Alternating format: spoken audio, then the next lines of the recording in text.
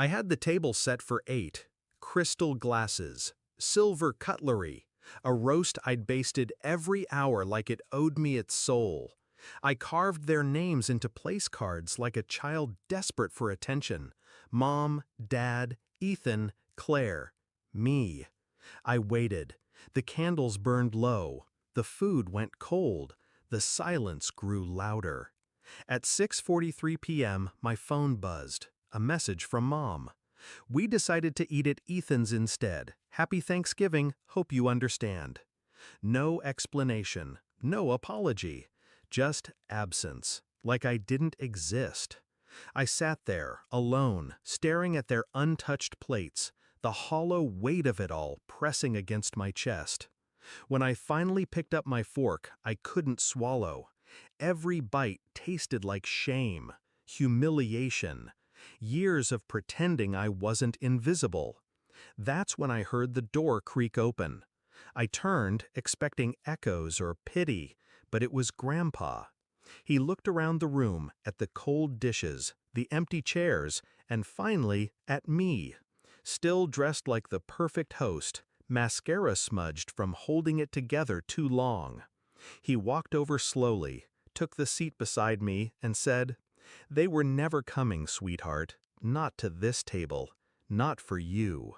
I blinked. What? He reached into his coat, pulled out a folded letter, and slid it across the linen cloth. I wasn't supposed to show you this, but I'm too old for lies. It was from my mother, dated 3 weeks ago.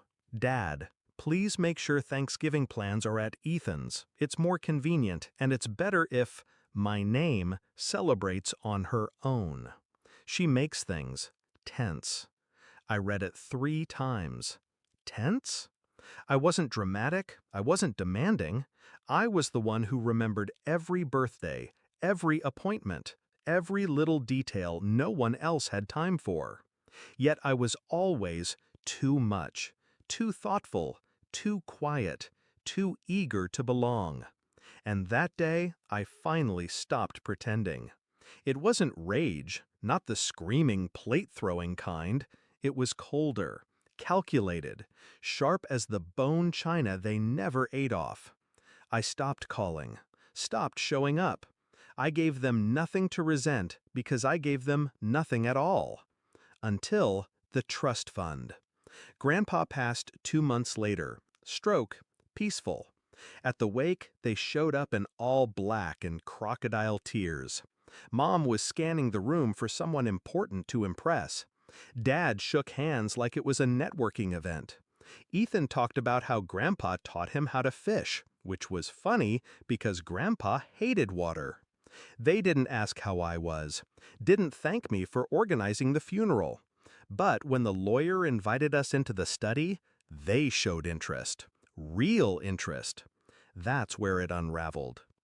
Per the will, all assets, including properties and the $3.2 million trust, are to be inherited by my name. Silence. Mom blinked like she didn't understand English. Dad cleared his throat. Ethan laughed, actually laughed, then said, "That can't be right." The lawyer calmly slid over a notarized document. Grandpa's handwriting was clear. To the only person who ever sat with me when no one else would. They turned on me like dogs sniffing blood. Mom accused me of manipulating him.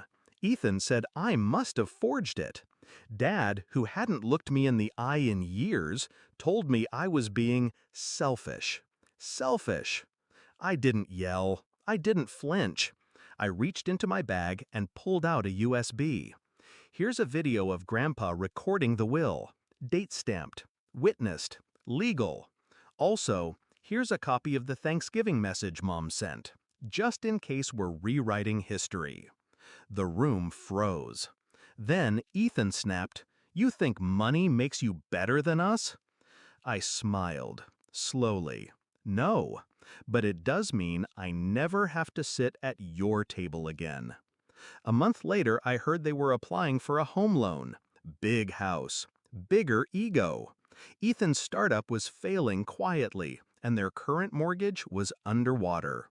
Problem was, the bank needed a guarantor. And 6 months ago, I'd agreed, when I was stupid enough to believe they cared. So I revoked it, quietly, legally, right after the funeral. Didn't say a word. Until the day Ethan called me frantic. The loan fell through. Did you back out? I took a breath. Stay away from me, I said, echoing my sister's old message back to him. Then I hung up. I'm writing this from the sunroom of Grandpa's house. My house now. Morning light pours through the stained glass, and silence, for once, feels like peace, not punishment. I'm not bitter. I'm awake. I spent years trying to earn love that came with conditions. Years trying to pull up a chair to a table where I was always an afterthought. But Grandpa, he built me a new table. And I sit at the head of it, alone, maybe, but never begging again. They feasted on comfort. I learned how to survive on truth. And in the end, that's what they choked on. End.